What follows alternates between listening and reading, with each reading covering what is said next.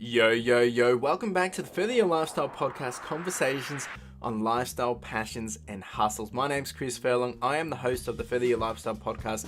And once again, I'm super excited to introduce you to our guest for this week, and that is Ethan Rooshock. Now, Ethan, he's all passionate for business, for innovative ideas, and he's a numbers guy. He's an accountant by trade, and that's what he's done. And he's been in the business world for quite a while, small businesses, a few little side hustles and whatnot. And I think that's what I've loved so much about Ethan is that he has that business mindset, and he's, really curious about helping others grow, but also seeing what he can do to further his own business and grow as well. Now, in this episode, we dive into a lot of things. We talk about, finding your groove, and whether it's with passion and skills, but also working for yourself and following the journey one step at a time. But I think the key thing that I loved about this whole episode was we talk about, what does it actually take to make this happen? And it is a really down-to-earth conversation because he's 2 years into his business, and that's his accounting business, and he's making things happen. But at the same time, he's also helping others make it happen. And I think that's what I love so much about this, because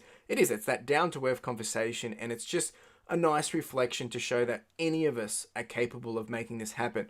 Now, of course, if you're someone that is thinking about starting a business, or maybe you've got a hobby which has some potential to really get into some of that money, well, this episode's probably really, really good for you, because he is an accountant, he brings that expertise, but he's also doing the same thing and building out his business. And so Ethan being the perfect person to listen to, chat to, and have a conversation with, because he is doing exactly that in building a business. Now, we are on YouTube, we are on Spotify, we are on Apple Podcasts. So however you enjoy listening or watching, get comfortable, grab a cup of tea, cup of coffee. You do not want to miss this one, because perfect timing. We're at the end of FY21, and being an accountant, it's tax time. There's a lot of nuggets in this episode, and it's probably worth your while to stick around to the end for maybe some bonus extras as well. So let's get into it. Welcome, Ethan, to the Further Your Lifestyle podcast, mate. It's so great to have you here. How are you doing today? Yeah, no, I'm good, thanks. I'm really glad to be here. It's exciting to be on a podcast. So, Oh, this is your first one? I think it might be actually. Oh, I've done wow. a few, chats and bits and pieces, but I think this will be my first guest on a podcast. So that's really cool. Oh, well, so happy to have you as the first guest for a podcast, mate. It's a great opportunity, and it's always exciting to be able to talk to like-minded people. And I'm honored to have you as a guest, right? Because you're doing exciting things, and that's what we're here to chat about. So let's hear about you, man. Who are you? What are you all about? And let the audience know about you. Yeah. So I suppose first and foremost, I'm a business operator. I'd say, I do more than just own a business. I operate it. So I run an accounting business, Rooshock Accounting, and I suppose that's me and that's my goal of running that. And then I'm a YouTuber on top of that, which is tied into the business. So, but really, I suppose it comes down to, that entrepreneurial mindset of what can I do to, not necessarily, it's not about generating money. It's all about, okay, what can I do? One, obviously, to spend my time that I enjoy doing. And I suppose my main thing is trying to bring value to people. So that's where I suppose it all ties into, an accounting business, plus then obviously a YouTube channel talking about mainly about finance, obviously, and business, but tying that into, okay, what can I do to provide value to someone? So yeah, that's what really intrigues me about your podcast is it's, people that are talking about what their passions are and turning that passion potentially into some form of stream of income. Because obviously, you don't want to be stuck in that job that you're No. hating to do day to day. So if you can have that as some kind of business that generates some kind of income, or even it might just, inspire someone to move into a different career path that maybe it might not be as much money, but it generates a lot more happiness, and Yeah. then maybe it allows them time to spend more time on their hobbies. So they're all the kind of things I'm really passionate about. So that's kind of what drove me into business and then into talking about it, I suppose, on a public platform. Oh, that's awesome, man. That's a wonderful story, and I think that's what really stuck out for me when I started to see your content is you're doing a bit of both. You're not just an accountant working for an accountant firm. You're an accountant working for yourself. So yeah, you're a business owner, and you're teaching people how to do that at the same time. So you're kind of getting the best of both worlds, or Yeah. best bang for buck, because Yeah. for having someone that's when they're talking about small business and helping people implement into their business, and you're doing the same in your own because you're a small business, you've just started. Yeah. That's Yeah. that it goes a longer way. Obviously, maybe you don't necessarily have a huge authority behind you, but obviously, once people know who you are, what your experience is, they can start to realize, oh, okay, actually there's a lot there. And I think that's coming back to that value point, that's where the value is, because you're kind of walking the talk at the same time. Plus, you do Yeah, have yeah, the definitely. expertise behind you. So, no, dude, that's really cool. So let's hear about. So, I mean, I know I know personally that accounting hasn't always been the thing that you wanted to do, but let's jump into, how did you even get into the world of accounting, or I guess even starting a business? Because I know that we all have a bit of a different path and how we get to where we are now. And I'm sure your story Yeah, has something of value to everyone. yeah, yeah. So I think my story can definitely help people because, went through school kind of thing. I was lucky enough that, just things kind of come naturally that, I didn't have to put in the hours of study that others were putting in, which I saw that as, okay, I'm very lucky in that situation Yep. because really respected, especially going to, your end of high school and go, okay, these people are putting hours upon hours nightly. And, I really think they deserve success, and everyone has a different version of how they get to Yeah. success. So lucky enough, kind of cruise through that. But at the same time, it's like you do all these, career days and, subjects based around, oh, what do you want to do? And it's like, oh, I don't really know, love sport, but clearly nowhere near to make a career out of that. And it was like, okay, then I suppose you start thinking, okay, what am I good at? And I was good with numbers, always did well in maths and all that kind of stuff, and but still didn't really know, oh, well, is there a career in that? Do I turn that into a career kind of thing? And finished year 12 was like, oh no, not doing uni, like not interested in that. Yeah. And then kind of look at, I suppose, oh well, I want to, get into full-time employment, but there wasn't really anything that was sticking out. And, if anything, it was probably my dad going, oh, why don't you do accounting? That's numbers. And, most people know accounting from, oh, you get a tax return done each year. So that was kind of where my dad's knowledge of, Yeah. oh, well, go into that. Everyone needs a tax return done. There's plenty of work in that. So was lucky enough that I kind of got offered a job where I was working and studying at the same time. So next thing I found myself applying for uni, a week or two out from the due dates and enrolled in a course. So that's kind of how I got into the accounting Okay. thing. But I suppose on the side of that is without really knowing it and not understanding at that age, I always kind of had a passion for business, but probably didn't even understand what business was at that, even younger, Yeah. at home, going, oh, what can I sell to my family? Can I rent out stuff, rent out our DVD collection to, family members? And then suddenly that kind of looking up, suddenly I'm learning about point of sale systems at probably 13 years old, not really understanding what they were, but, all these different and thinking, oh, I wish mum and dad owned a video rental store because, that was kind of the thing at, Yeah. my era. It's like you went to Blockbuster and you hired thing. I thought, oh, this makes sense because started without, really thinking about business, but going, oh, well, here I've got a product, I've got a DVD, I rent that out and I get that back, like, and I've Yeah. got money for it. And I've still got that product that I can rent to someone else and keep making money off the same thing. And then, at the end, I can sell that. So I suppose without even really thinking about business, was always thinking about business. So Okay. then obviously started working for someone. And then that's obviously it went from there of, what happened next. So Okay. I mean, there's a lot to unpack there. And I love that story around the yeah, blockbuster thing because, when we think about our childhood memories or the things that inspired us, and, obviously there's that nostalgia period of, as a kid, seeing how the world operates and then putting it into our own yeah, perspective or lens. And it's a great one because, you think about it now and how much that, has rapidly evolved. But it's always mm, exciting to come back to think about those early days of when we started to really take, I guess, a thought or an understanding of money and yeah, how it operates. I mean, I remember selling Yu-Gi-Oh cards on eBay and buying them off friends, and then trying to flip them yeah, really high prices. And yeah, yeah, it's always weird because you never really know what helps you click at that. You just all of a sudden you see it, like, oh, I can actually get money for this, right? And yeah, yeah. concept of money when you're young, you think $20 is like, this is it. I'm a millionaire. Mm, But like it's very exciting. And no, your journey is really encouraging, dude. And I think that's some awesome experience that you've just shared, because we don't know what we want, and we don't know where we want to necessarily be. There is the cliche that when I grow up I want to be policeman, when you're a kid, and then as you start to get yeah, into it yeah, you realize, well, get an understanding of the world, you get an understanding of everything, and then you start to make those decisions, whether it's based on influence from parents or friends or whoever it is that your inspiration is. And it can be easier said than done to to really just know what you want to do until you really get your hands dirty. And you yeah, mentioned that definitely. you were obviously you were able to get a job, and I think when we previously discussed that was actually getting an accountant job while you were studying at uni, wasn't it?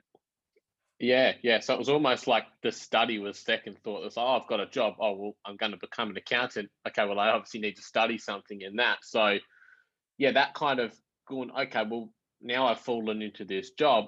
And I suppose within probably 6 months of doing that job is one, I didn't really know anything about accounting at all. Obviously, 18, you didn't do it. And my Yeah. school wasn't offering that as a subject. I know some offer it later on. So really had no idea what it really entailed, kind of thought, oh, people do this tax return, probably didn't really understand what tax was at all. And then kind of discovered the world of business accounting. And suddenly it was like within 6 months, I think that probably made me realize, Mm. one, oh, well, I've been thinking business, and that example you used of Yu-Gi-Oh cards and stuff like that. Like I was doing all that stuff, you're collecting and then, collecting stuff that was coming out of chip packets, thinking, oh, well, if I've got a whole set, maybe that might be worth more than what, Yeah. these individual pieces are. And suddenly within 6 months of working, going, oh, hang on, business is what I really love beyond, being an accountant, whatever. It was, okay, I love business and therefore accountants work with business. And suddenly Yeah. I go, hang on, well, let's combine all that and, the future plan. And suddenly it realized quickly that, okay, well, this is my skill set is going to be accounting. Why not start an accounting business and then help lots of business owners? Yeah. Okay. So yeah, that's what I was kind of going to ask you was, at what point did you realize, well, how long had you been working in an accounting business for? And then at what point did you realize, or what made you actually then click to think, well, why don't you do it for yourself? Because that in itself can be quite scary. But obviously you must have, gotten comfortable, or you must have been in a position where you think, well, you can do this for yourself, so you may as do it. Like, how did that all happen? Yeah. Yeah. So I'd say probably 6 to 12 months is that, coming in and, in a very much a trainee position almost, it was like, okay, well, you're not going to start doing, in-depth client work as such. So it was kind of like throw me here, throw me there, do a bit of everything. Yeah. And suddenly I started to kind of start getting a little bit of an understanding, okay, what's in behind the scenes of how an accounting business works. And okay, well, maybe I should start picking up knowledge in that. The technical accounting skills will come over time with, Mm. that's going to be experience of, oh, is this claimable? Is it not? Or how does this work for business? And, through my study and that'll happen. But a lot of accountants don't ever pick up the how an accounting business runs, Yeah. And I figured, okay, well, if I can understand the behind the scenes of one industry, well, then just in general, that's going to help me, deal with a client. And they're talking about, oh, my admin team's doing this and that. And do you mean what's the cost of that? And I have a bit of an understanding of, well, how does the actual business run beyond Yeah. just, the number side of it. So, and then started to realize, oh, hang on, I really enjoy this, analyzing a client base and working out, fee structures and stuff like that, and started to kind of pick up that knowledge really quick. And that was when we going, well, okay, well, let's just start to build that knowledge, maybe not then and there. It was like there wasn't an exact plan of, how this is all going to play out. Because Yeah. obviously, at that stage, I still had 3 years of study to go, and it's such a trust industry. So there wasn't an exact plan of how that was going to work. But it was like, okay, well, let's just build knowledge on how businesses run, Right.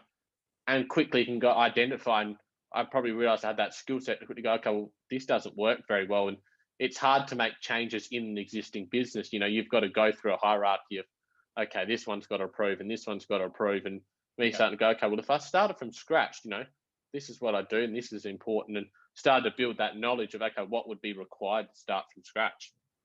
Okay. Yeah, which makes sense, right? And it's sometimes it's kind of coming back to the whole uni and what do you want to do when you grow up? Until you really get your hands dirty, you don't really know what you're in for, right? If people Yeah, ask yeah, me, definitely. did I want to do project management, which was, I mean, I studied IT, but I never Yeah, knew what that really meant. Everyone thinks IT is, and yeah, they think that I'm fixing computers for a living, but I was doing project management, and it was nothing to do with the actual technology. I was just in the IT yeah, industry. And it's always interesting to see how you can maybe people have passions for an industry, but maybe they might not be good at that skill. But if they've got a skill in accounting, they could get into that industry and still have a yeah, passionate way of getting into that business because they're using their skills to be in industry. So it's always interesting to hear how those stories come to life, and learning the ropes. And I'll be honest, when I think of accountant, yeah, I think, oh yeah, this person does the tax, but there's so much more to mm, it as well. And even yeah, understanding, well, how does the business operate? Because once again, there's that cliche of like, oh, well, you guys are only usually busy at this time of the year because it's the end of financial year. yeah, But obviously, yeah, there's so yeah, much more to it, right? So, yeah. no, that's really exciting to hear. So how long has your I mean, we're going to get into the detail in a minute, but so how long have you been running your business for? So business has been approximately 2 years. I think coming up this September will be 2 years, but I probably really used that first year was really just okay, yeah, I've got a business kind of thing, but it was so much of, there's so much background work that went into setting things up. So Yeah. Yeah, I'd say really probably 1 full year of, really seriously trying to pick up as much work as I can, and one kind of trial year of, Yeah. pick up a few families and friends and let's just kind of see what gaps are missing and fill those gaps. So Right. Yep. Yep. So let's rewind for a second then. So you mentioned that you've always been business minded or entrepreneur yeah, mindset, and I'm really curious to hear about maybe some of the different side hustles and things that you've had over the years. yeah, And I'm sure the audience would be, whether it's e-commerce, eBay, or different things. What have you actually done in the past before the accounting yeah, business? yeah. Yeah, so I suppose I touched on, probably couldn't call it much of a business, but trying to scare my family out of, buying stuff that they probably already paid for. Um, Probably the first one, which I think I forgot to mention when we spoke last time, that for year 12, we did a research project thing, and it was the first year they'd kind of brought it in, so no one really knew what to do. And, it was kind of like pick a topic and research it. My Yeah. initial thought was, oh, the effect of smartphones on, anyway, a few weeks in, God, this is boring, what can I do that's more interesting? And I'd been doing a bit of website. I'd come across a few like courses on websites and how to make money off them. So Yep. suddenly, halfway through this course, said, Archie, I'm going to change. Teacher's kind of like, oh look, it's very late in the course, I wouldn't change. And I'm like, no, I'll change the whole lot. So went down the course of like creating a website from scratch, and I think it was because I'd done quite a few. I think it might have even been based around the Two and a Half Men TV show. Right. So it was just something based around that, but it was a concept of creating a website, putting ads on it, and trying to monetize the website through Okay. content and affiliate marketing, I suppose. So that was kind of my first foray in, okay, how could I make money potentially through the internet? Yeah. Now, I don't think that really ever went anywhere. I think I had 5 or 6 websites, and, the ideas, and, just didn't suddenly I changed career kind of thing. But that was my first foray into, okay.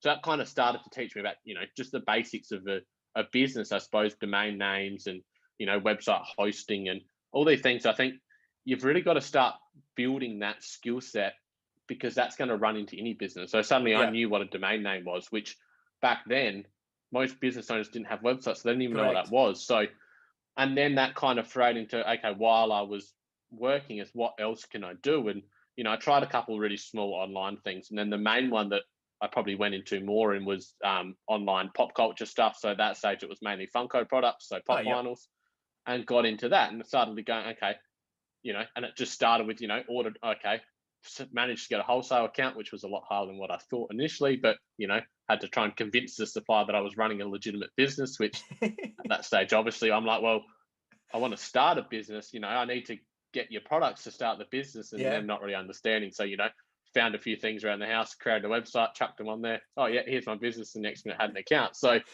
started doing that, had a shipment rock up at the house and sold, listed on eBay, sold the first item. And as we discussed earlier, had no idea, okay, well, how do I actually send this? So, suddenly it was a whole range of skills that I was starting to learn of, okay, one, I'd obviously used eBay a bit for personal selling, but okay, eBay. Then it started to go, okay, what links to eBay with the website? So I think I tried Shopify first. At the Yeah. time, that wasn't really, they didn't have the integration. So I think I went to Neato, it's an Australian company that Okay. had an online store. So suddenly had that linked in with the back end of eBay. So if something sold on eBay, it would sell on the website.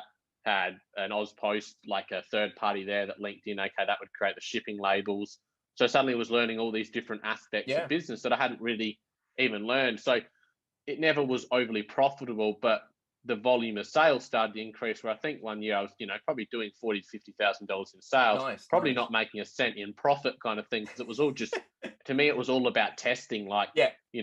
I wanted to test, and so I had my product prices low because I thought, well, that's going to allow me to generate more sales, so therefore I'm going to learn more. And it Yeah. was a real learning experience of, okay, what's actually involved in a business. And then you can go into, social media marketing, or just, trying to advertise a website you do for paid ads and all those kind of things. I was Yeah. just able to trial in little portions without it really costing me anything, because the business was generating just enough to kind of cover those costs. Yeah, that's super cool. I love hearing these stories, and it's interesting that you said that it really was just a way to learn, and a big lesson. But was there a point there where you think maybe this is something that you'd want to scale and do on a bigger perspective, or was it always in the Yeah, back of your mind maybe it's just for fun? there was definitely, like, I love all that kind of stuff. I'm into all, the pop culture stuff. So, it started off as, okay, this is really cool. Let's try and have an understanding of, okay, order some DC stuff, order some Marvel Yep. stuff, Star Wars had just relaunched them back in, Yep. I think 2017. No, it would have been earlier than that, 2015 Yeah. or whatever, when the first new movie come out. So, and at that stage, I was like, oh, I don't really know how this will. And suddenly that was taking off. So was really learning that and obviously enjoying all that stuff. I love placing orders, love getting all this new, stock come in that you'd ideally want to keep all for yourself, but really love that. Went and did a Comic-Con here in Adelaide, which Oh, cool. absolutely loved that for the weekend. Ridiculously overpriced and probably cost me, quite a bit of money because it was just the fees to get there was just so expensive Right. that, Right. I sold a lot of stuff, but you just couldn't generate the profit to cover that. And, there was lots of stuff I learned that if I'd gone back and done it in another year, I think I could have made it potentially break even point and Yep. then hopefully picked up return business from that. Yep. But yeah, I definitely kind of 6 months in go, oh, this could happen. And, Yep. would have gladly ran, my idea was to run a business. It didn't have to be an accounting business. It was Yeah. like, okay, I want to run a business. And it then started to, unfortunately, the competition come in from everywhere. Yeah. So especially Funko products, I'm sure anyone that knows that stuff, you see them for sale everywhere. Yeah. So suddenly my idea of going really cheap on that and then trying to my idea was, okay, sell them really cheap, bring people in and then get them to buy the things that I'll make some more money off. Mm. And it just was really hard to compete with that. And I think you needed, 50, 100 grand of stock to kind of bring, okay, we've got everything, come to us. And Yeah. or a physical storefront, which again, I just didn't have the money at the time to do it. So it's always something that's stuck in my back of head. I wonder if I could ever relaunch that. But then, now having, I suppose, more of a business brain, I run the numbers and I'm like, even if I love doing that, it just wasn't practical kind of thing. But yeah, there definitely were stages where I thought, this is really cool. And maybe it wasn't that, but it was like, okay, running a business is really cool. And I did start to think, okay, do I go into comic books? Do I do kind of mystery boxes? What else could I do to actually kind of profitize this as such? Yeah, always be pivoting. No, it's really cool, and it's good that you've learned that, not necessarily the hard way, but you've gone through it. You've been able to have some fun, and you've come out still knowing that, well, clearly you want to be doing business. That's where your passion is. Yeah. This idea, maybe it's not going to work, but let's jump ahead, and now you're doing an accounting business. So let's hear about your accounting business. And working for yourself, that's it can be overwhelming. Like, I understand that completely.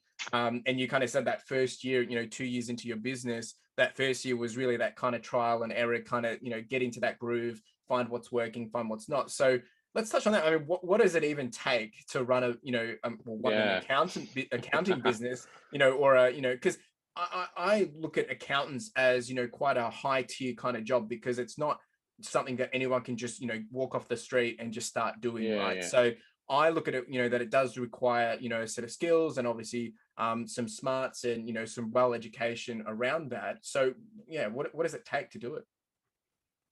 Yeah, so I suppose we can approach that from two ways, of an accounting business and then business in general. And I suppose, like anything, is we're starting the accounting business. There's going to be a difference between someone that's just an accountant or someone that's a business owner as an accountant. Okay. I've worked with people before and look, great accountants, great technical skills, but that's where it stops, and that's what they're happy doing, and that's what they're good at. There's nothing wrong with that. And I think that's where some people go, they hear, especially at the moment, running a business is kind of a bit of the in thing, that it's, it sounds really cool, work for yourself, work from home, do all these things. But I think unless you're either really passionate about what you're doing, so like what I said, back when I was doing the Funko stuff and pop culture stuff, is, I was quite passionate about that, so you could make it work. Or you have to be really passionate about business in general, and ideally you'd be both.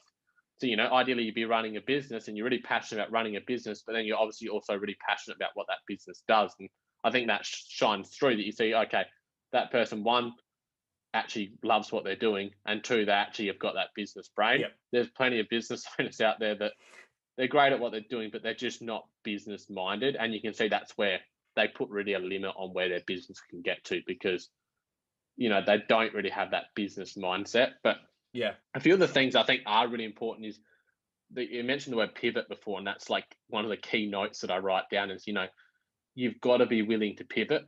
So obviously with my business, and that's what I was going to say with the first one I started, but then especially the accounting business, it's like, okay, I'm 2 years in, I've got no idea how this looks in 10 years. Yep. I don't want to set myself and go, you know what, I'm going to be dealing with 100 business clients in this industry, and that's what it's going to be. Because, even in the first 24 months, I've had to pivot and go, okay, suddenly I've got a like obviously cryptocurrency is big at the moment. And, Yeah. I started to have a few people ask me about that, done a few YouTube videos. The next minute that went from, 1 or 2 inquiries a month to 20 inquiries the Yeah. next month. And suddenly you go, okay, my business needs to pivot because there's obviously a gap in the market. And these people Yeah. are going, oh, my accountant doesn't deal with that. Do you deal with that?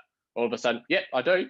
And, Yeah. then I spend my 10, 15 hours researching individual topics. So I've got the knowledge behind it, but not being afraid to go, oh, well, that's not really what I wanted to do initially. You know what? That's where the business is now. I'll pivot. And, Yeah. eventually I might get to the stage where, I decide, okay, this is what I want to do. And you might not pivot as much. But I think in the early stages of business, you've got to be willing to pivot. Otherwise, if you're not willing to pivot and you're not passionate about it, it's going to struggle. And then I suppose the third key thing that I'd say is not being scared to fail is that, businesses, you're going to fail and things are going to go wrong, and not, getting hung up on Yeah. that and going, oh, that didn't work. And, if that kills your confidence, I don't think you probably should be in business. You have to kind of have that, well, I don't care. If I fail, who cares? It's a learning experience. And, not being scared of judgments of like, who's going to judge you, what, your family or your friends? But, you should have the confidence to then stand up and go, oh yeah, you know what, even if it's, it might be your parents, and I'm lucky enough my parents really support me, but a lot of people get scared of going into business, and, oh, if it fails, my parents are going to be disappointed. Yeah. But, having that conversation, going, you know what, this is what I want to do. And, if it doesn't work out, I want you to be there for me, and, I'll try something else then.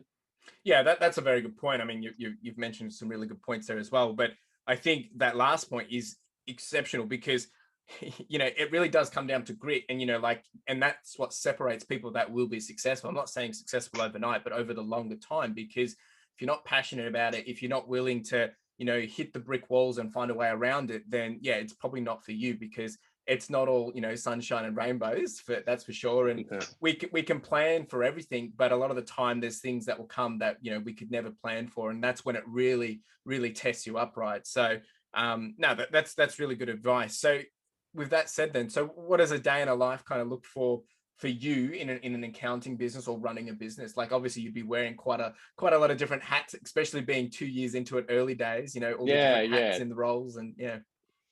No, definitely. I mean, at the moment, I'm based from home, so everything I do is from home. So that flexibility is great, but it's also probably the biggest challenge. You haven't got someone there going, you need to be at this meeting at 7:30 in the morning. So it's like, oh, well, especially winter time, it's like, oh, why don't I just stay in bed for an extra half an hour? Like, or what I find, especially in those first years, and I think this would be for any business, is that business, when you've got meetings or you've got things that you have to do, is easy, because you go, okay, I've got a calendar full, I've got 10 half an hour meetings, that's going to fill half my day.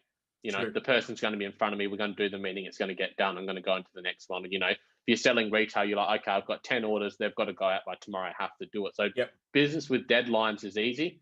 It's the other stuff, the business growth stuff and the behind the scenes stuff, that's harder to keep yourself motivated for. And I think that's where people slip, that especially in times where maybe I'm not as busy with client work, I still want to be doing my 40 hours a week kind of thing. And that might be 25 hours of business growth things of, okay, have I got a procedure in place for that, or do I need to be doing the YouTube video, or do I need to be, is the website up to scratch, or is there marketing I need to do, or those kind of things of, okay, scheduling work for the next year, and all those things that maybe haven't got a set deadline to them. And that's probably the biggest thing, that sometimes my day, coming back to the question of, what does a day look like? Well, a day can look like full meetings. And, as we go into July, I'll have days where I'm like, okay, I've got, 10 tax returns to do, and I've got 5 to fill in between those times. And that's what it's going to be that. And then, some days like today, for instance, I've got a little bit of client work, but a lot of it is going to be planning for the next few months, so that runs smoothly. Right. So your day is going to be flexible, but that's the biggest risk in flexibility is, okay, well, do I just go, oh, that's not due, or that's not important, I'm just not going to do it and procrastinate? No, that's a very good point. And I think it comes back to, there's a lot of books that talk about it, working in your business and working on your business. And I think a lot of people starting their business, we get into that challenge of, working in it, and you're doing all the stuff, the day-to-day, the sales or whatever, working with the clients, but it's working on the business, which is so much more crucial, because if you're not dedicating time to that, well, your business isn't going to grow. You could have, 10 clients and that's great, but you're only going to have 10 clients unless, you're doing that marketing, that growth, that planning.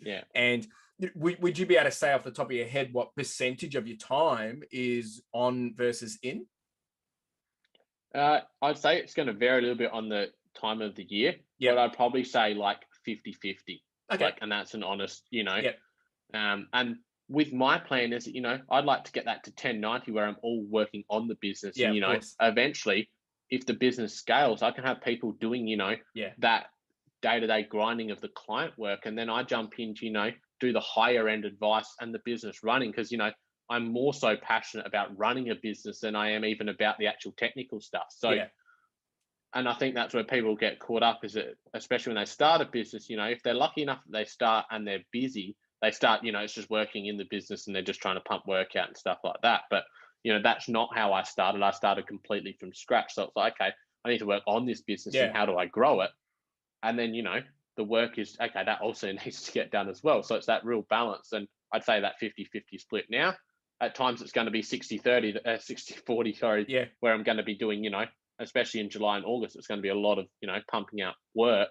Yeah. But then nothing wrong with pivoting and going back to, okay, you know what, this week I'm not doing any client work. It's going to be 100% working on the business and, putting a plan in place maybe. So you've got to be willing to pivot. And I mean, obviously mine's a numbers based business and that's me. So I track, ridiculous amount of stuff. So I'm kind of even tracking that on the business, a split Yeah. between, what's marketing work, what's sales work, what's admin work. So I'm having an understanding of, okay, what am I doing? And, where eventually will I need help? If I'm doing 20 hours of admin a week, okay, well, why don't I put someone else on there so I can do something else? So Yeah. having an onion, it comes and there's a lot of things to talk about, but, auditing your time and having a bit of an idea of what you're actually doing, and then identifying, okay, am I doing too much of something or not enough, or do I need help in a particular area? Yeah, that's a very good point, because when it comes to numbers, if we're talking from a sales perspective, those are the numbers that are exciting to track. But the time one is very important, and not just necessarily just the time it takes you to get the sale out the door, but time of how much time are you spending on the growth, how much time are you doing the admin, how much time are you doing the sales, or whatever it may be, and it's different for every industry, of course.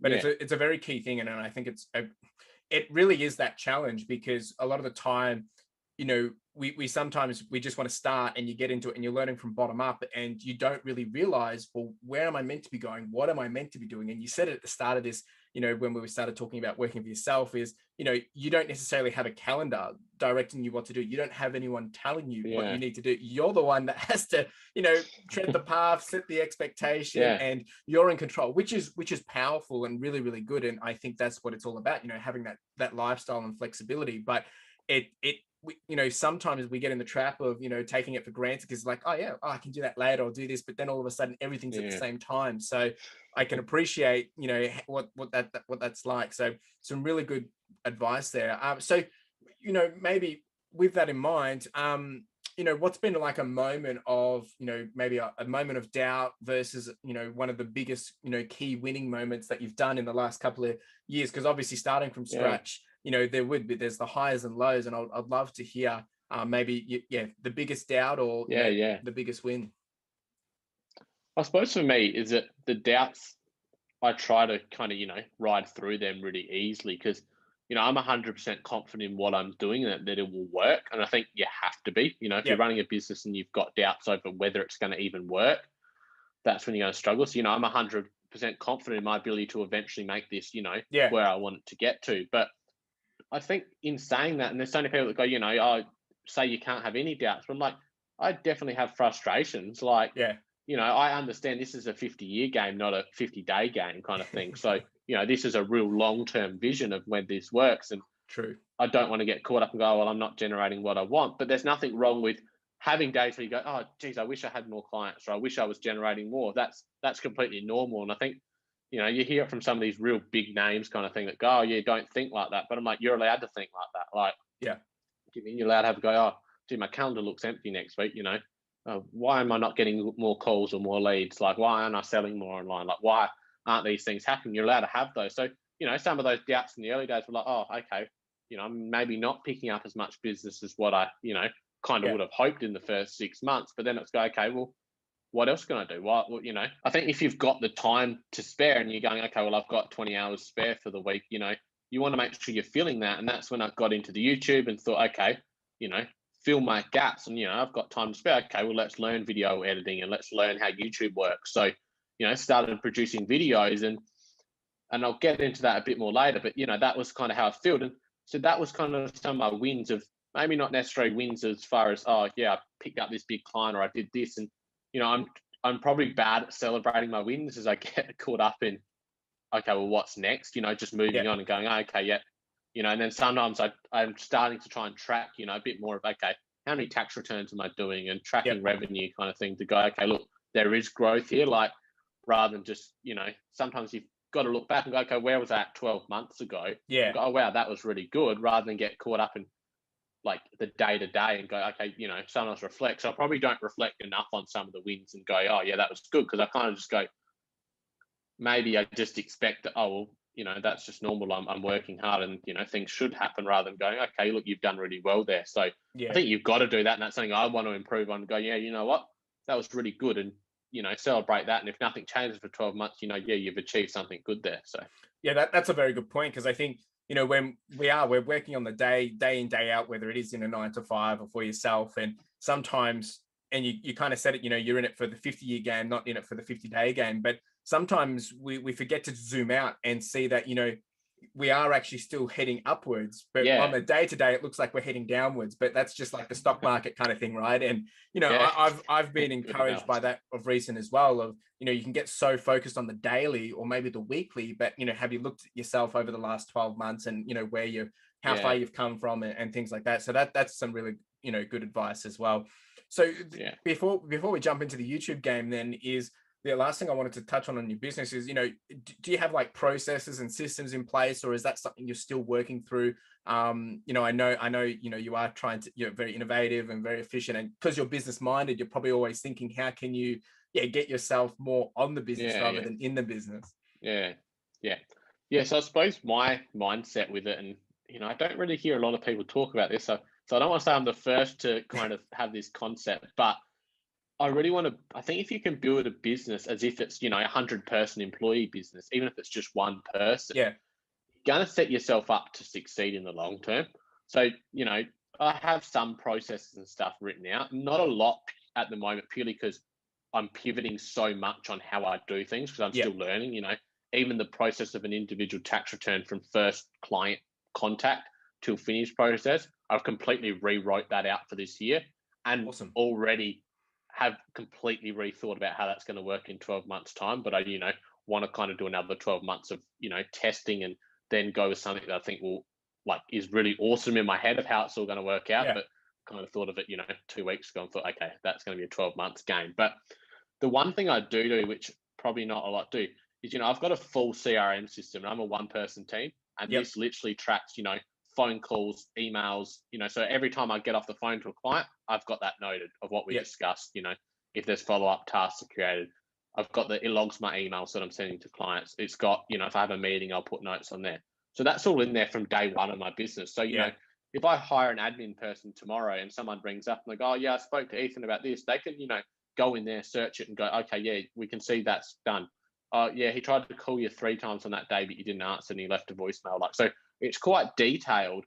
It might take me 30 seconds for every interaction to do that, but suddenly I've got a full history of notes. So that's probably my biggest system that I put in from day one, that, I've worked for other people before, and that there's nothing like that. So wanting to do that from the start, so that, if a client calls me, you're dealing with a lot of different people. Suddenly I can search their name up and, know what they're talking about, and actually have my notes there, rather than just going, oh yeah, I think I remember, and not really understanding. So that's probably my biggest system. But, I've got a lot of systems, that I do, and I spend time tracking things, and I'm doing this, and, tracking hourly rates and that, and I'm going, oh, gee, I'm putting a lot of work into that, not tracking a lot of data, but it's taking me a lot of time to, I'm a spreadsheets person, so there's spreadsheets here, there, and everywhere, and pivot tables that link in with this and that. But, I've got all these real structures in that, if the business was doing $10 million in turnover and had 5 offices, a lot of that's in place already. Yeah. I think that's an awesome way to be doing it, and some strong advice. And, there's so many books that talk about this as well. And you're right, you don't always hear people doing it, but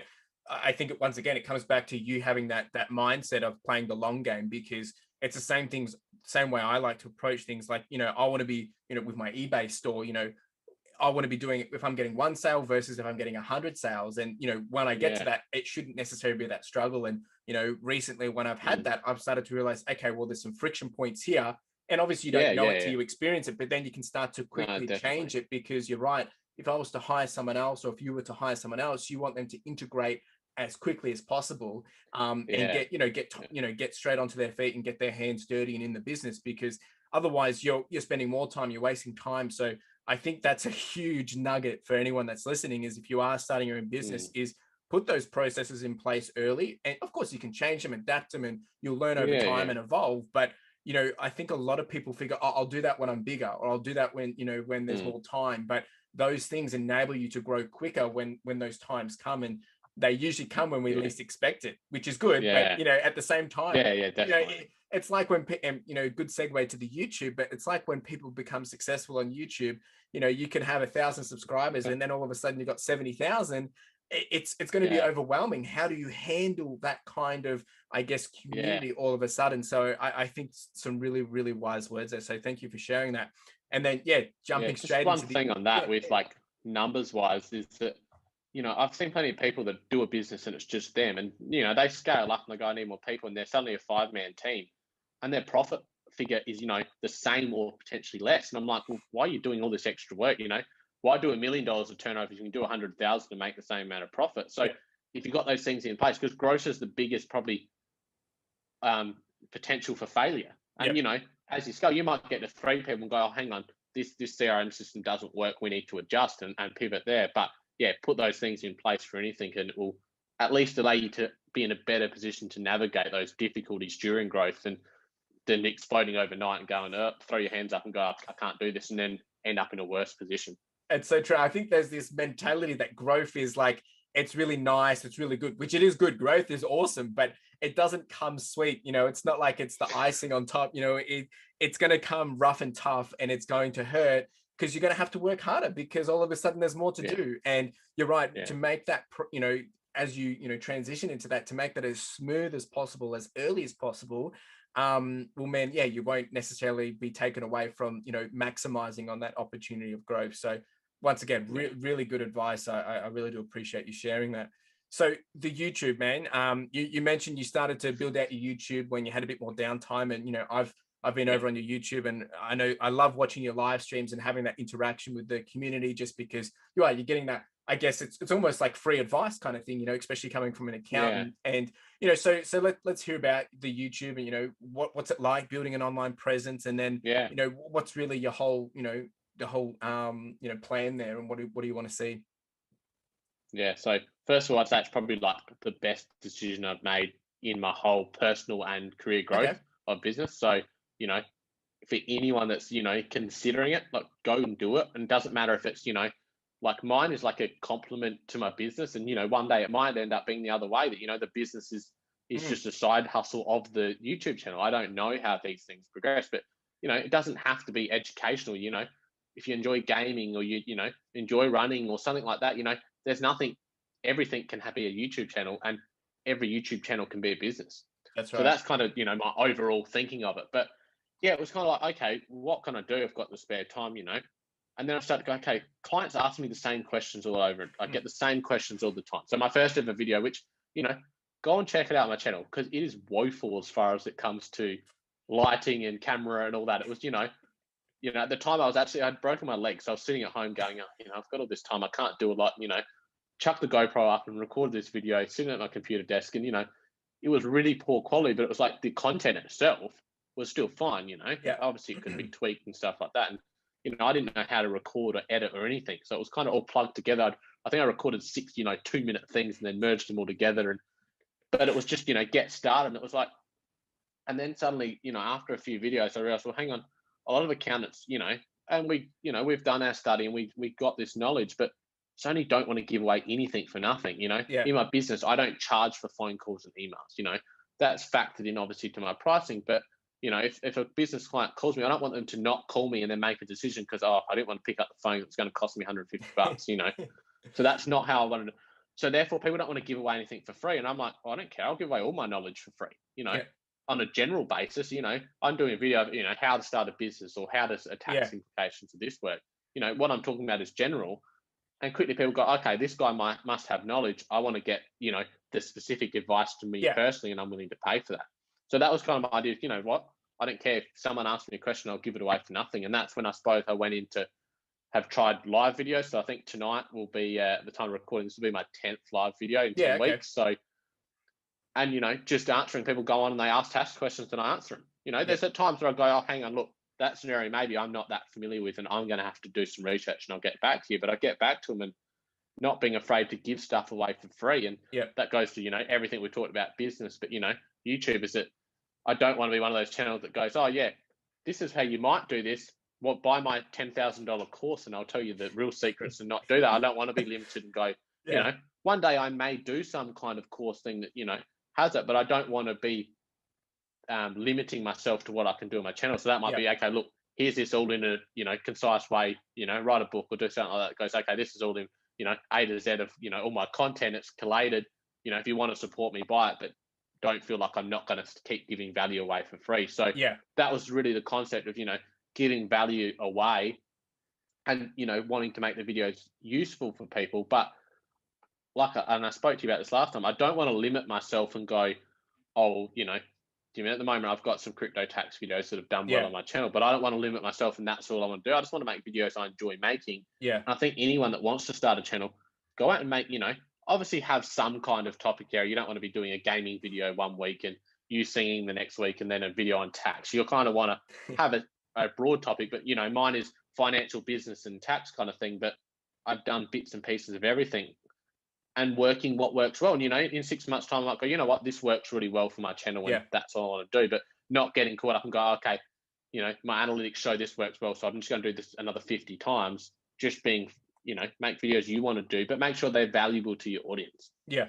No, dude, that's so good. And I love your advice in encouraging people to do it, because you're not going to know until you do it. And you're right. There's no perfect way to do this, unless you have a background in, cameras and videos and things like that. Of course, you have to learn it bottom up. And that's what I enjoyed with it as well, because you're challenging yourself, but also, talking in front of the camera to yourself, to the camera, it's scary stuff and it helps you grow and it helps build that confidence. And I think that's what I've also loved about your channel is, when you're getting up and sharing, you build that authority and that trust. And it really does complement your business, because then we know, well, if I'm going to come do business with you, I know who I'm dealing with, the knowledge you have, and, and it's not like you're just someone behind you, because you are, predominantly online. So it means I know what I'm getting. And I think that that's really good. And you sharing that kind of knowledge, once again, coming back to that value, is super key. So how long has your YouTube, how long have you had your YouTube for?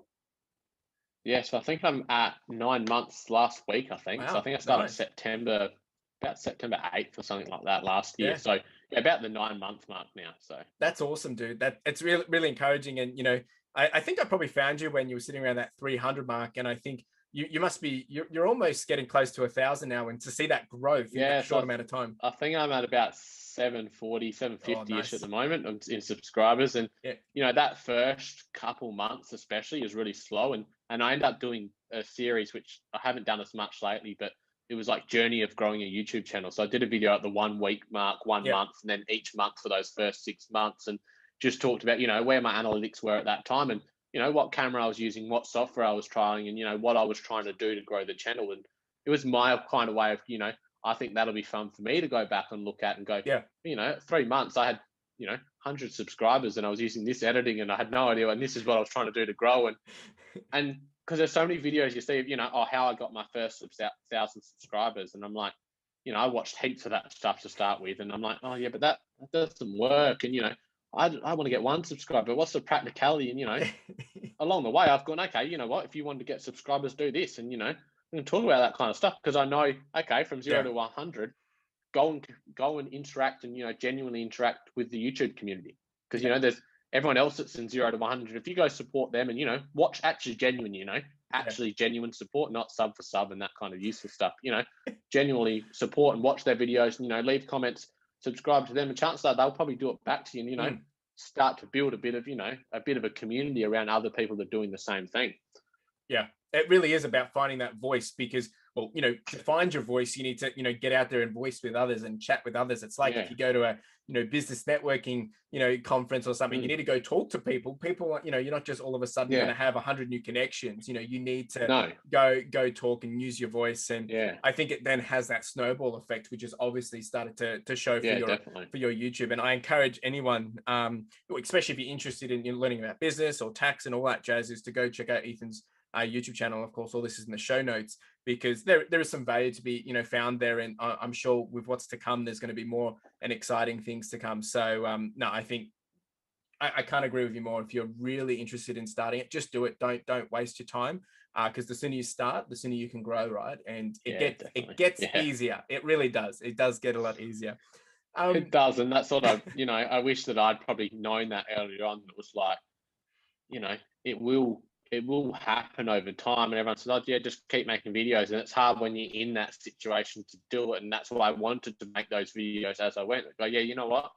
Keep doing it, and even the last couple of days, I'm like, oh, I released a video the other day that went really well, and then I released one last night, and I'm like looking at my numbers, going, "Oh, geez, that didn't work at all." And that was my first one I'd edited. I bought a new Mac, so I edited it. It was in 4K, and it's ranking well for search, and it's got like 30 views, and I'm like, oh, okay, well, that didn't work in the short term, but I'll try again, and I'll try again, and keep trying again. And you know what, it might take me, I think I'm at 76 or 77 videos so far in that 9-month period, and you know what, some have worked and some haven't worked, and I'm like, okay, well, when I hit 1,000 videos, I'll have more knowledge. Like, just keep going and keep adjusting, and as we keep saying, keep pivoting and going, okay, that worked well, try it again. Oh, it didn't work the second time. All right, try something else, and not being afraid to, if I've got no views, and okay, who cares? And when you're doing the first couple of lives, and sometimes I'll do a live, and I might do the live tonight, have 2 people watching the whole way through, and sometimes it drops down to 0, and I'm like, oh well,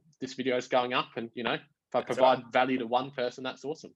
No, it's a really good mindset to have with it, because people with the wrong attitude, you're not going to get far, and you need to really come at it with, take a bit of humble pie and, understand, well, what are you trying to achieve? If you're trying to get rich overnight, it's not going to happen. But if you're there to create something passionate over a period of time, you're definitely going to find that success.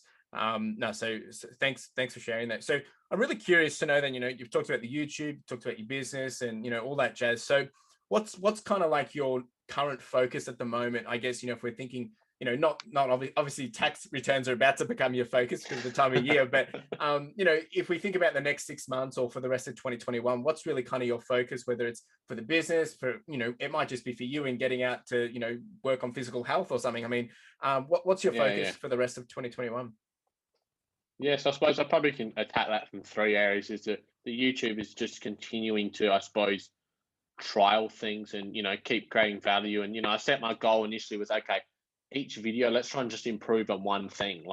And especially you'll probably see that if you watch my first 10 videos, and you'll notice one change. It might be a change in lighting or a change in editing. And obviously now at 70 videos, I'm not necessarily adjusting too much video to video, but just trying to do more valuable content on that. And I'd like to hit that 1,000 subscribers by the end of December. That was kind of my goal I set on 1st of January. I think I was at 140 at that stage. Nice. So it seemed like, oh, that's not going to happen. And now I'm looking and going, yeah, I think it will. Like, hitting 2 or 3 subscribers a day. I'm like, oh, that's 90 days. And I'm like, oh, that's going to happen. I don't know if I'll hit the watch time hours for monetization. That's a different challenge for me at the moment. So that's probably the YouTube, is just continuing to improve, and I suppose continuing to find valuable topics. So sometimes it can be hard thinking of, well, what am I going to do next? And especially some of the lives that go, oh, because I try to pick a topic. So I think tonight's is just tax deduction. So, trying to pick something broad that I can just talk about for a bit at the start.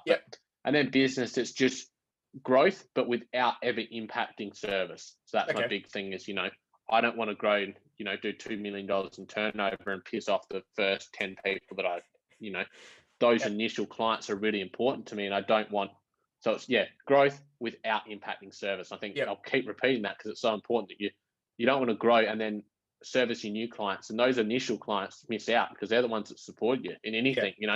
How many times do you see companies offer new sign up bonus, or retail stores 20% off for new customers, but they're not offering anything for your existing customers. They're the ones that have actually gone out of their way and physically handed you over money, and you want to support them. So making sure that I don't ever want to take on one client if it means someone else misses out. So that they're probably 2 business in that. And then personally, it's my health and fitness really needs to, work on, that's slipped over the last 6 months of being busy. So I've got a wedding in 6 months' time. So, Oh, nice. lose a few kilos, get back into, fitness, and hopefully get back into playing soccer and all these kind of things that, I want to do. And, that's always, I suppose, everyone has that fitness goal and, that health goal, and everyone should continue to have that goal for their entire life, I think. So, and there's always going to be the the peaks and valleys of that, and it's always good to know it. And you're right. We get into go mode when it comes to business and those things, or building an income to support what our lifestyles, and we kind of put those things on the back burner. So it's good to hear that, and no, that's exciting to come. So I'm keen to jump into the rapid fire questions, kind of where we just go through a bunch of different things. And the idea is to answer short and sharp. And of course, if there's something there you want to add a value, please, by all means. But otherwise, short and sharp. So the first one then is, what's your favorite book? I'd probably go The Barefoot Investor, because I'm a terrible reader. And I've set my goal this year to read 5 books. And to be honest, I don't know if I've read a page of anything yet. So I've kind of I'm going to start 6 months late. But yeah, The Barefoot Investor is such an awesome overall book. So that's why I like it, because it's, really basic. And even, I got it and I was like, oh, got some of my family and friends to read it that I never thought would. And, I can see it's literally like, because I've been, onto them for ages about, budgeting or just, improving their finance. And sometimes it takes an external person. So I've seen some of them, really change their mindset and money and really improve their life. Awesome. So yeah, that's a really basic book that I think really applies to, even someone like me that's obviously got a finance knowledge. I picked up things from it because it's written in a basic way. So it's nothing, groundbreaking to say that, oh, wow, this is an amazing concept, but, it's written in a simple way. So yeah, as someone that's not a good reader and wants to be a better reader, that's what I'd go with. Yeah, no, I agree with you. That book has done wonders, and it's crazy how we can, with fresh perspective, or dumbing it down, how you realize, oh my gosh, how did I not realize this earlier? But no, that's a really good one. The next one is biggest lesson in life. If you had to, list one. Just start on stuff. Like, if you make a start, you're better off to, my business, obviously I couldn't have started, without obviously doing the uni and getting, you have to have so much experience to get things. If it's a business I could have started 18, I would have, like, make a start. You learn so much by starting. Like my YouTube channel is, I wish I had started it, years ago, because, I thought about doing YouTube channels back when I was doing the pop culture stuff, and it was like, oh, could have done a game review or movie reviews, something like. Just make a start on it, because you can't learn until you start. So that's true. Definitely on anything in life, just give it a shot. Like, the worst that's going to happen is you fail, and then you go do something else. Like, nothing wrong with it. Very true. Very true. 3 things that you like to do outside of business. So like 3 things you like to do in your free time. I like sport. Like, that's my biggest thing. Playing sport a lot younger. Stopped at times, because life gets busy, but watching sport, I watch way too much sport, probably, if you ask my partner. So yeah, watching, here in SA, it's obviously AFL. That's probably my big thing. And then soccer, which, Liverpool fan. And it's really difficult being a soccer fan in Australia, because, I'm actually quite enjoying the off season at the moment, because it means I'm not getting up at, 3 a.m. on a Monday morning to watch a game and then going back to bed. So yeah, that's where I spend a lot of my time. And then I suppose it's, I like to go out and do things, movies, mini golf, all those kind of things. I like going out for food just because it's an outing. Like, COVID really sucked for those kind of things. It's like, I just enjoy getting, especially working from home. It's like every night I'm like, oh, that's true. Let's go out for tea or go to the movies or something, spending time with your partner and your family and your friends and those kind of things. So I think they're probably some of the key things that I do like to do outside of, running a business. And, but I love my business and love the YouTube channel that, I enjoy doing those things. I enjoy watching other people's content and, networking and all those kind of things. So I don't really think of them, it's not unlike me to, jump on the computer at 10 o'clock at night. And go, oh, I'll quickly reply to someone that's left a comment, because I enjoy doing that kind of thing. So I'm lucky enough that, life and hobbies blend in well. Yeah, no, that's a good point. But then it can be hard to have that balance of actually separating the two when you need to. Yeah, definitely. So, we went away the other weekend and, I tried to switch off and go, what, running a business by yourself, you can't always completely switch off, but, going, okay, I'm going to spend an hour in the morning while we're away doing that stuff, and the rest of the time, I'm not replying to things. So that balance is definitely key. And, you can love your business, but you definitely need to have things outside of that just to break it up. If you're having a bad day, go, you know what?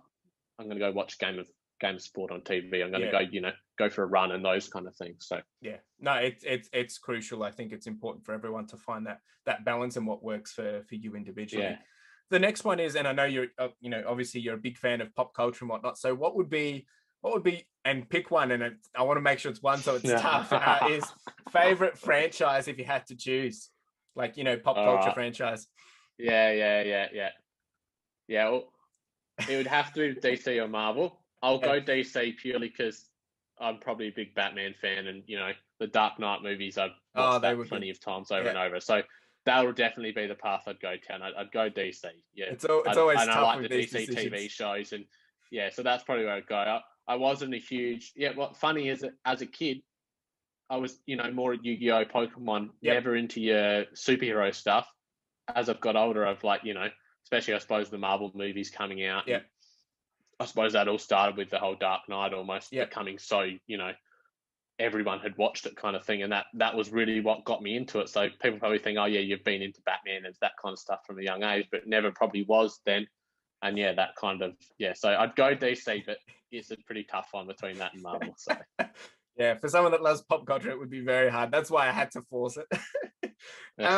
What was a childhood dream that you had, that you would remember, like, something that you aspired to be, or, when you're 5 and you thought that this is how your life was going to turn out? Is there anything like that you can remember?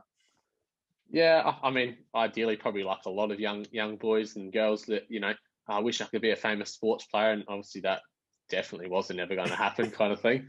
But beyond that, I suppose I remember, you do those things of what are things you want to do when you get older. And I kind of had some basics of, what I thought was having your life together at a young age with, buy a house and have a car and get married and have kids, all those really basic things that, they're all things I still do want to do. And I've started to tick some of those off, I bought a house and, hopefully, assuming everything goes to plan, I'll be getting married in January next year, assuming COVID doesn't keep sticking around. But I've also, as I've got older, gone, okay, not everyone needs to have those, what you thought you wanted to do at 5 doesn't mean that's what you need to do at 25. True. Like, if you go, what, I never want to get married or never want to have kids, like, that's not a bad thing either. And that's probably one of your biggest lessons you learn through life is, in 6 months' time, I might go, yeah, you know what, that's changed again. I want to do something different. Like, and that's why I said with the businesses, those childhood goals are fun to reflect on, but also fun to show how much you've grown as a person over that time. That's true. And having that self-awareness and being bold in understanding that you need to, maybe give something up and move on to the next thing. It's not easy to do, but, being able to reflect through that process is important because, you don't have to be what you thought you were wanting to be when you were 5, because that doesn't dictate who you are. That's some really good insight. It's, I think we all, obviously our childhood, it brings a lot into who we are today. And I think, we can get captured or captivated by that and think that's what we're bound to do. And breaking free is easier said than done. The next one is, okay, you win $10,000. What are you going to do with it? Well, the responsible answer would be to put it towards my wedding, but I'm going to say it would probably just go on my YouTube channel. As much as you can start a YouTube channel, and like I did, started with my GoPro, and then I actually just changed to my iPhone. Yep. I bought like a $50 ring light, so you can start it with nothing. Yeah. I've now gone and bought a Mac because my old computer was dying, and so I'd love to, go and spend a few grand on a fancy camera and some lights and stuff like that, and just improve the quality of it. And then probably if I had the money, would be then to go into someone that's much more graphically inclined than me, that can produce some better thumbnails and produce a bit of marketing work that I've got the knowledge in there, maybe not the time. So it'd probably be help within my business of improving my marketing, which obviously YouTube's a big part of that. Yeah, no, that's great, dude. It's been an absolute awesome session. We've touched on so many different nuggets, and what I've loved so much is just hearing it from the mind of someone that is operating a business and building a business, and what that journey is like, because it's always interesting hearing everyone's stories, or you hear about a lot of the success stories of the people that have been doing it for 10, 20 years, and it's all that hard work. Yeah, Just keep doing it, and we get that. But hearing it from someone that's starting it, has got the experience, and now doing it themselves and being able to share that advice with others, it's really encouraging. You're only young and you're doing amazing things, and kudos to you, dude, because I think a lot no, of I us can appreciate it. be encouraged by this, and I hope anyone that's listening is that you're encouraged by this, and to go check out what Ethan is doing and check out his socials, because there's plenty to learn from what he's already shared, and then I guarantee there's going to be plenty more to come. So what I want to give you a chance to do is, if there was one piece of advice that you would leave with the audience that they would take away from this session, what would that be? I suppose we spoke about it. Just start, and when you start with a really big picture in mind. So, start a YouTube channel, but run it like a business from day one. Like, Yeah, there's nothing wrong with that.